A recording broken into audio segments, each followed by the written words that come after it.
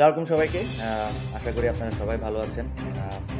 আপনারা রিসেন্ট 900 কোটি টাকার পাপনের বিদায়ে তবে কি আবারও অবসর ভেঙে জাতীয় দলে ফিরছেন বাংলাদেশের ড্যাশিং ওপেনার তামিম ইকবাল। হঠাৎ লাইভে এসে একই বললেন তিনি। মান অভিমানের বেড়া জালে তামিম ইকবালের ক্যারিয়ারের প্রদীপ গিয়েছিল নিভে।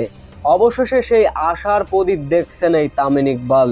তবে কি অবসর ভেঙে আবারও আন্তর্জাতিক ক্রিকেটে ফিরছেন? টি-20তে নিয়েছিলেন অবসর, ওয়ানডেতে রাজনৈতিক সাকিবের সাথে দ্বন্দ্ব নিয়ে পড়েছিলেন বিশ্বকাপ থেকে বাদ। অবসর বললেও ভুল কিছু হবে না। সাকিব ছিলেন ওয়ানডে বিশ্বকাপের ক্যাপ্টেন, নাজমুল হাসান পাপন ছিলেন বোর্ড সভাপতি। ফিটনেসের অজুহাত দেখিয়ে বিশ্বকাপ থেকে তাকে বাদ দেওয়া হয়েছিল। আজ নিজের গদিটাই ধরে রাখতে পারলেন না বিসিবির সভাপতি নাজমুল হাসান পাপন।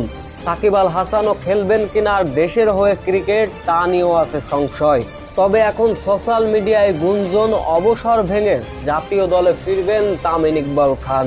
এখন শুধু সময়ের অপেক্ষা আনুষ্ঠানিকভাবে আবারও জাতীয় দলে কামব্যাক করা। সো ভিউয়ার্স, আবারও কি ওয়ানডে ফরম্যাটে এই বাংলাদেশের ড্যাশিং ওপেনারকে দেখতে চান কিনা? এ বিষয়ে অবশ্য আপনাদের মূল্যবান কমেন্টটি করে যাবেন।